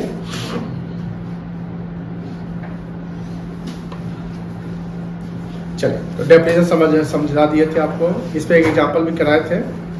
हम लोग थोड़ा टाइम को वेस्ट ना करते हुए आगे हम लोग बढ़ते हैं और हम लोग आज सीखेंगे टर्म्स एक्सपेंसेस को। क्या सीखेंगे, एक्सपेंसेस। ध्यान से देखिएगा, जो क्लास में आप जब बैठते हो तो बैठते समय टीचर की बातों को एकदम ध्यान से देखो। एक एक वर्ड, जैसे आज ऋषभ का 3 नंबर का टर्म, ऋषभ टू का 3 नंबर कितना है, 15 है आपको ना। अगर 3 नंबर मिल जाता तो आप क्वालिफाई कर जाते। वो 3 नंबर क्यों कटा? 3 नंबर का था ना क्वेश्चन, डेटा क्रिएटर का, ये 2 नंबर का था, 3 नंबर का था। जैसे 4 नंबर था बेटा, 4 का था। जैसे डेटर में हमने क्या यूज किया था word, the person who buys goods on. अब आपने क्रेडिट वर्ड को इग्नोर कर दिया। The person who buys goods on cash, अगर कैश में कोई सामान खरीदा तो क्या वो डेटर कहलाएगा? डेटर कब एग्जिस्ट करेगा? जिससे मुझे पैसा लेना, यानी जिसने सामान उधार में खरीदा, तो वो डेटर एग्जिस्ट करेगा। अगर डेटर मान लो कि हमने नगद खरीदा, जैसे मान लो कि मार्केट जाते हैं, वहां पर सामान खरीद लिया, आपने पैसा पे कर दिया, are you called debtor? No. When you call debtor, when you buy the goods on credit, the word credit must be used. अब आपने क्रेडिट वर्ड को छोड़ देता है तो नहीं लिखेंगे। अब ये एक वर्ड आपका 4 नंबर खा गया, क्योंकि वो अपना डेफिनेशन ही गलत हो गया। अब सर स्टेप मार्किंग नहीं होगा, स्टेप मार्किंग इसमें। अब अगर मीनिंग सही लिखते हैं, एग्जाम्पल गलत करते तो हमने स्टेप मार्किंग कर देता, हमने स्टेप मार्किंग कर देते, लेकिन आपने तो वहां टर्म यूज कर दिया, कोई नहीं। उसी प्रकार जैसे हम अभी एक्सपेंसेस वर्ड यूज कर रहे हैं, क्या यूज कर रहे हैं? एक्सपेंसेस। तो उसको ध्यान सुनेगा कि एक्सपेंस होता है क्या, ठीक है। जैसे एक्सपेंस की बात करें तो ये मतलब होता है कि हम अपना स्पेंडिंग कर रहे हैं, खर्च कर रहे हैं। अब खर्च कोई बिजनेसमैन कहां से करेगा? जब उसको पैसे कहीं से रेवेन्यू आएंगे तब वो उसमें खर्च करेगा। बिजनेस में कोई भी खर्च अगर होता है, कोई भी एक्सपेंस होता है, तो आउट ऑफ देयर सेल्स। अगर वो 100 रुपए का सेल्स करता है, इसी 100 रुपए से वो स्पेंडिंग करेगा। जैसे गवर्नमेंट को रेवेन्यू आता है, गवर्नमेंट के पास अपना 1 रुपया नहीं होता है। 3 ऑर्गेनाइजेशन जिसके पास अपने 1 रुपए नहीं है, उसमें एक बैंक हो गया, बैंक में जो पैसे वो बैंक के पैसे नहीं है। आरबीआई हो गया, आरबीआई के जो पैसे वो आरबीआई के अपने नहीं है। और गवर्नमेंट ऑफ इंडिया हो गई, जिसके पास अपने पैसे नहीं है, तो ये पैसा है किसका? People of a country. अब गवर्नमेंट को जो रेवेन्यू आता है, मान लो गवर्नमेंट को रेवेन्यू कैसे आता है? 2 तरीके से, एक टैक्स के रूप में, जिसको टैक्स रेवेन्यू कहते हैं, और एक होता है नॉन टैक्स। अब नॉन टैक्स रेवेन्यू क्या होता है? जैसे आप देखते हो कोई शराब का स्मगलिंग ये कर रहा था, उसमें पकड़ा गया तो उसको लगा दिया 50 रुपये का पेनल्टी। देखिए नॉन टैक्स रेवेन्यू में जैसे मान लो कि आप जैसे आप गए, ट्रैफिक रूल तोड़ दिए और 100 रुपया धराए, उसको बोले हो भैया चाचा जाने दीजिए हमको, चल दिए, तो वो गवर्नमेंट का रेवेन्यू नहीं होगा, वो तो उस चाचा जी का रेवेन्यू जिसने आपसे ले लिया। लेकिन आपका चालान कट गया, अगर क्या कट गया? चालान कट गया, तो वो किसका रेवेन्यू हो जाएगा? गवर्नमेंट। लीगली जो पैसा गवर्नमेंट ले रही है वो गवर्नमेंट का रेवेन्यू है, लेकिन इलीगल तरीके से आप घूस दे रहे हैं, ब्राइब दे रहे हैं, तो वो गवर्नमेंट का रेवेन्यू थोड़ी हो रहा है। तो वो जो टैक्स के अलावा जो रेवेन्यू आता है गवर्नमेंट, तो वो नॉन टैक्स है। अब गवर्नमेंट भी तो खर्च करती है ना, डिफेंस पे, हेल्थ पे, एजुकेशन पे, इंफ्रास्ट्रक्चर पे, पॉवर्टी पे, ये सब पे करती है। तो पैसे वही रेवेन्यू जो हमें आते हैं उसी रेवेन्यू से हम करते हैं। इसका मतलब ये हुआ कि हमने स्पेंडिंग कहां से करने हैं, तो हम अपने इनकम को पहले जनरेट कर लेंगे और इसी इनकम को जनरेट करने के बाद उस इनकम को डिस्पोज करते हैं। इनकम को क्या करते हैं? डिस्पोज मतलब खत्म करना। यानी हमने 100 रुपया कमाया, उसी से हमने 90 खर्च कर दिया। अब 100 कमाया, 90 खर्च कर दिया, 10 बचा लिया, वही मेरा प्रॉफिट है। This is the profit. तो प्रॉफिट कैसे निकलता है? The difference between revenue and expenses. The difference between revenue and expenses. When revenue more than the expenses, when the revenue more than the expenses, that's called profit. कोई दिक्कत नहीं। तो expense मतलब जब खर्च करते हैं।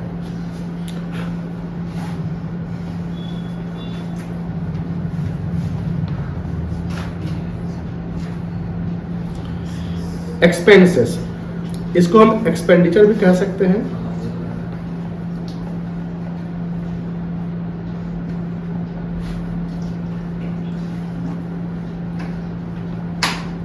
एक्सपेंडिचर्स 2 प्रकार के होंगे यहां पे। एक होगा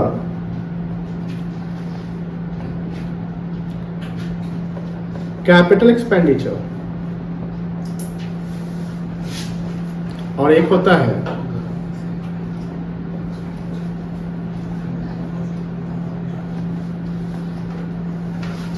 रेवेन्यू एक्सपेंडिचर। जैसे मान लो कि एक बिजनेसमैन, बहुत सारी मतलब बहुत ज्यादा गर्मी चल रही है ना, हीट वेव टाइप का है तो मान लो कि कोई बिजनेसमैन अपने ऑफिस में स्टाफ समझ 2 एसी और लगवा देता है। अब एसी खरीदा तो एसी स्टाफ के लिए लगाएगा, इंस्टॉल करवाएगा, तो उसके लिए एसेट्स है, क्या है, Assets। लॉन्ग टर्म के लिए खरीदा हमने, चलो। बट उस एसी को खरीदने में तो खर्च हुआ ना, तो उस एसी पे जो हमने खर्च किया वो मेरा कैपिटल एक्सपेंडिचर कैटेगरी में आएगा। The expenditure incurred by businessman on capital goods, capital goods are the goods which are used for long term purpose by a businessman, that is assets. ये डेली खर्चा नहीं है, डेली खर्चा को हम revenue expenditure कहेंगे। लेकिन हमने फर्नीचर खरीदा, हमने लैंड खरीदा, मशीनरी खरीदा, प्लांट खरीदा, जो लॉन्ग टर्म पर्पस को यूज करने के लिए, तो that is our capital expenditure, that is our capital expenditure. Capital expenditure होता है बट ये डेली का खर्चा नहीं है। तो कैपिटल का डेफिनेशन क्या होगा, अब डेफिनेशन को भी टर्म को यूज करेंगे। द एक्सपेंडिचर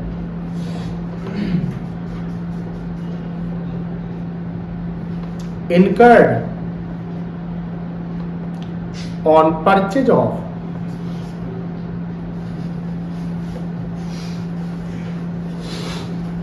fixed assets,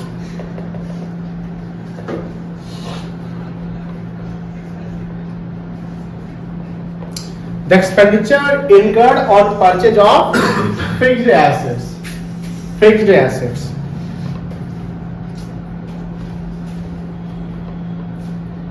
और अच्छा मान लो कि हमने एक सेकेंड हैंड कार खरीदा,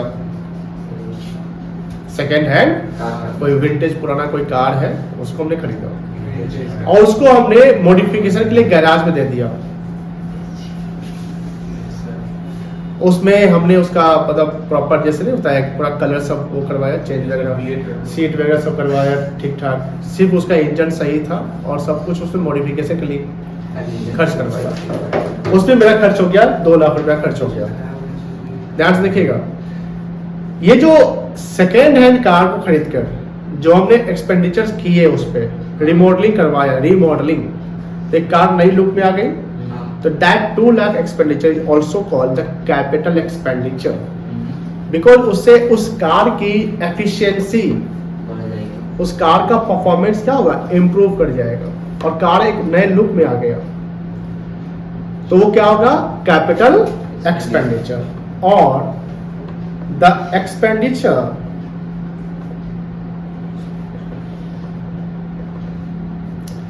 incurred on assets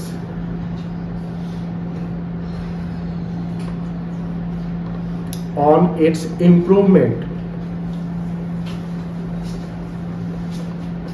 is called capital expenditure। क्या कहेंगे इसको, capital expenditure. Example,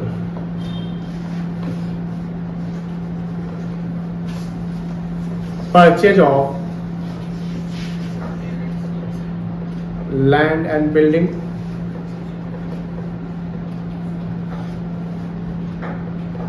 plant and machinery,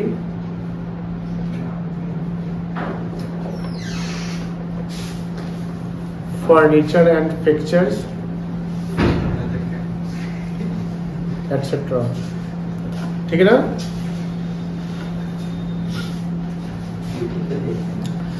अब जैसे मान लो एक मॉल बनता है ना, मॉल पे जितना भी खर्चा हुआ क्या कहलाएगा, कैपिटल रेवेन्यू।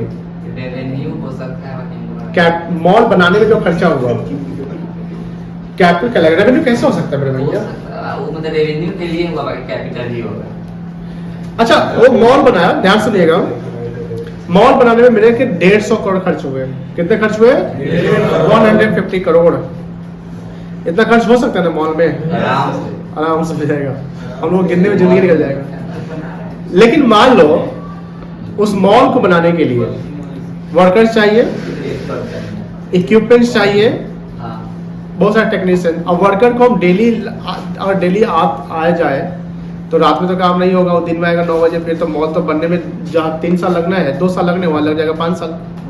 तो हम वर्कर के लिए कोई एक उपाय, ये फैसिलिटी देते हैं कि भैया आप जहाँ मॉल बनने वाला है ना, वहीं पे हम आपके लिए के 2-3 रूम हॉल बना देते हैं करकट का, हो सकता है शेड बनवा देते हैं, वहाँ पर वॉशरूम बनवा देते हैं, किचन बनवा देते हैं, आप लोग यहीं रहेंगे, आपका इक्विपमेंट यहीं रहेगा। क्योंकि जहाँ 150 करोड़ खर्च कर रहे हो वहाँ 10 लाख खर्च क्यों नहीं कर सकते हैं? 150 करोड़ खर्च में 10 लाख रुपए कोई बड़ा अमाउंट है? नहीं है। लेकिन 50 लाख का आप अपना घर बना रहे हैं, उसमें 10 लाख का उसके लिए रूम बना रहे हैं, तो ये तो बड़ा अमाउंट हो जाएगा। तो बड़ा अमाउंट के आइडेंटिफिकेशन कैसे होती है? डिपेंड करता है कि उसका वॉल्यूम क्या है। अब मान लीजिए कि 10 लाख रुपए का, ध्यान से सुनिएगा, 10 लाख रुपए का हमने उसके लिए शेड बनवा दिया। ध्यान से सुनेंगे, जैसे मॉल तैयार हो गया, उस शेड को हम अब रखेंगे कि तोड़ कर फेंक देंगे? तोड़ को फेंक दिए। तो शेड पे जो 10 लाख रुपया खर्च हुआ, ध्यान सुनेंगे, उस शेड पे जो 10 लाख रुपया खर्च हुआ वो क्या कहलाएगा? कैपिटल कहलाएगा कि रेवेन्यू कहलाएगा? आप बताइए। कैपिटल। आप बताइए बेटा। कैपिटल। रेवेन्यू। तुम बताओ ईशान। कैपिटल। उत्कर्ष। कैपिटल। बोला कोई भी एक बोल दो। कैपिटल। हाँ रेवेन्यू। तुम बताओ। रेवेन्यू। कैपिटल। देखिए, वो जो हट बनवाने का जो पर्पस था वो क्या था? मॉल। उसके लिए हमने स्पेंडिंग किया। जिस एसेट्स को बनाने के लिए हमने स्पेंडिंग किया है, चाहे कहीं भी, चाहे इंजीनियर को दे दे, आर्किटेक्चर को दे रहे हैं, किसी को दे रहे हैं, that all expenditure is capital expenditure. If we spend 10 lakh on hut, वो हट इसलिए बनाया क्योंकि हमको मॉल बनाना है, तो वो मेरा क्या कहलाएगा? कैपिटल कहलाएगा। क्या कहलाएगा बेटा? कैपिटल कहलाएगा, रेवेन्यू नहीं कहलाएगा। कोई दिक्कत नहीं है। तो ये सब समझिए कैपिटल में डेफिनेशन। अब रेवेन्यू क्या है? The expenditure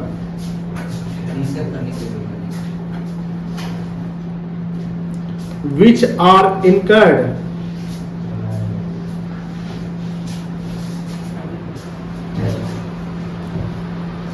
on day to day of business operation। Business operation मतलब बिजनेस एक्टिविटी। बिजनेस क्या होगा बेटा? एक्टिविटी इज कॉल्ड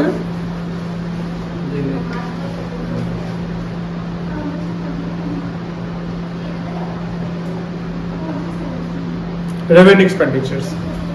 रेवेन्यू जो डे टू डे खर्चा होता है, जैसे अभी हमने इस चीज को प्राइस दिया ना, ये खर्चा है, रेवेन्यू है ना।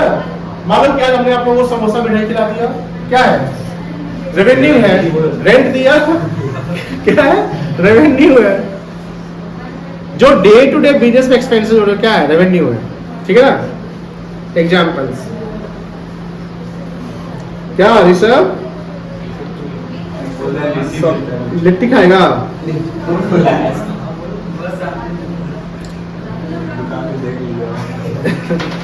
Examples of revenue expenditure. चलिए कुछ सवाल आप बताइए, कोई एग्जांपल बता सकता है? एक एग्जांपल आप बताएं रेवेन्यू का भी, जस्ट बताए हैं। पेन, उसको बोलेंगे स्टेशनरी। क्या बोलेंगे बेटा? चलो और आप बताओ पिता। सैलरी हो सकता है। Salary, very good. शॉप पर सामान खरीदने गए, दुकानदार बहुत गर्मी है, कोल्ड ड्रिंक्स आपको पिलाया, मिठाई उठाई खिलाता है। ज्वेलरी क्या? ज्वेलर शॉप क्या? ज्वेलर क्या जाइए ना, पूरा पेट भर देगा। उसको बोलते हैं कस्टमर हॉस्पिटैलिटी। क्या बोलते हैं? हॉस्पिटैलिटी। Very good, rent. और बोलिए, बोलते जाइए। देखिए आपके मन में, आप बिजनेस बनाइए अपने मन में कि हाँ बिना बिजनेस से क्या क्या खर्चा हो सकता है। बोलो बोलो। एडवर्टाइजमेंट, वेरी गुड, बहुत अच्छा। वेजेस हो सकता है, travel expense, travelling expense, very good, travelling हो सकता है, raw material expenses, purchase of goods कहेंगे उसको। और बोलिए,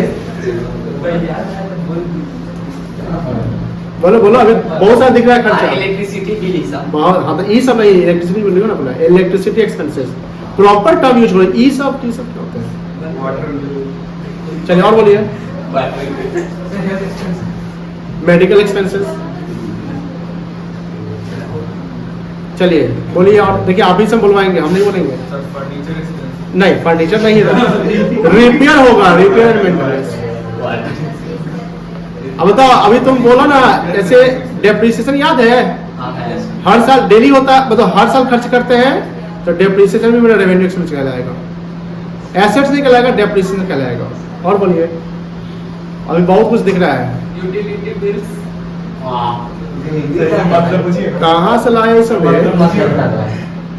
गूगल सर्च कर रहा है क्या? चलो और बोलिए, क्या होता है यूटिलिटी बिल? यूटिलिटी का मतलब क्या होता है? अपना है। यूटिलिटी का मतलब, वेरी गुड, जो यूज करते हैं उसके लिए जो खर्च करेगा, वेरी गुड। चलो ठीक है, और बताओ। हाँ, पेंशन, टेंशन नहीं होगा।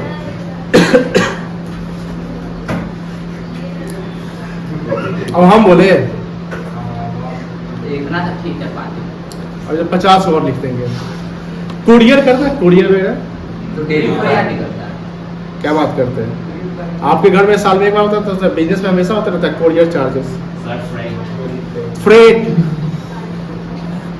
फ्रेट हो सकता है, डिस्कस करो, जिसका जिसका, हाँ वेरी गुड, कैरेज, देखो वो बच्चा कितना जवाब दे रहा है, सुनो, कैरेज। और बोलिए, कैरेज मतलब होता है धुलाई, धुलाई नहीं, धुलाई, ठीक है ना। और फ्रेट मतलब है भाड़ा। हाँ ग्रोसरी एक्सपेंसेस, हाँ हो जाएगा। और बोल सकते हैं, स्टाफ वेलफेयर नहीं हो जाएगा, स्टाफ वेलफेयर। वेलफेयर मतलब क्या होता है? उसकी भलाई मतलब उसके लिए जो उसका अच्छा हो, तो स्टाफ वेलफेयर। और क्या हो सकता है? कॉन्वेंट्स हो सकता है, कॉन्वेंट्स होता है जहाँ लोकल ट्रैवलिंग जब करते हैं तो उसको कॉन्वेंट्स कहते हैं। लोकल ट्रैवलिंग का कहते हैं बेटा कॉन्वेंट्स। और ट्रैवलिंग बोलते हैं जब हम लंबा दूर का ट्रैवल करते हैं ना, जैसे टैक्स नहीं होता। हाँ टैक्स नहीं होता, नहीं। और बोलिए, हो सकता है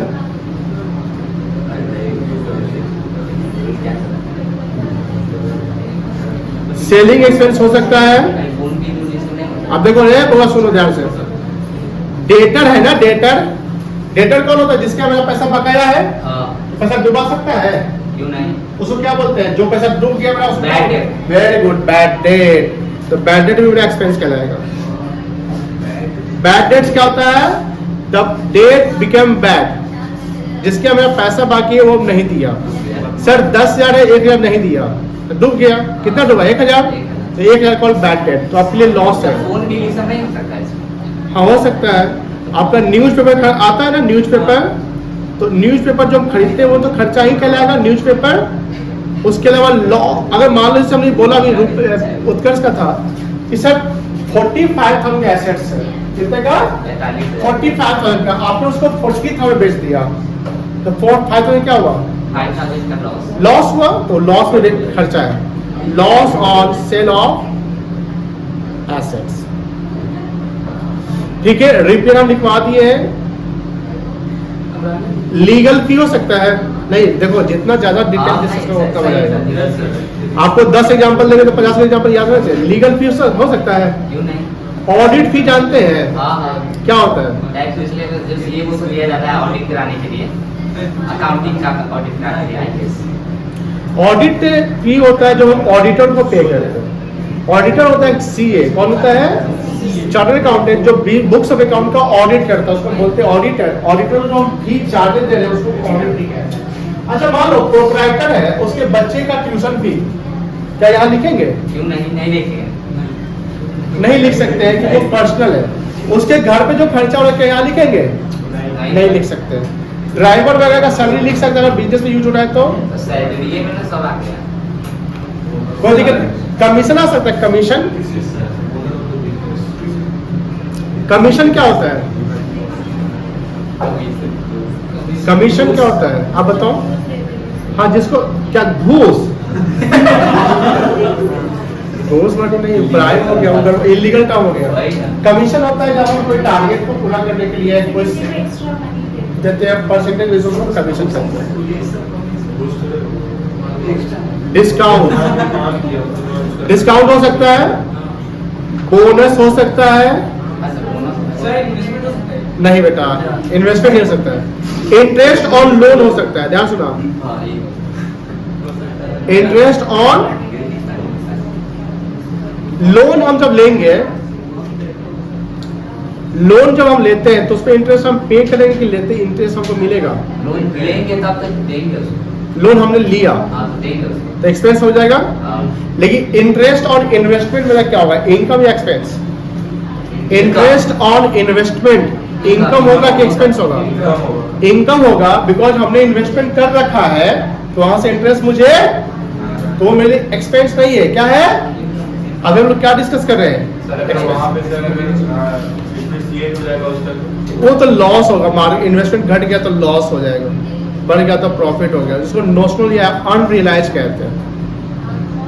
अनरियलाइज होता है जो रियलाइज मतलब शेयर में आप शेयर खरीदे हुए वहां लॉस हो गया, मतलब कि गिर गया शेयर का प्राइस, आपने शेयर अभी तक बेचा नहीं तो लॉस, एक्चुअल लॉस नहीं कहलाएगा। इसको नोट करिए, इसको नोट कर लीजिए, नोट कर जल्दी हो जाएगा।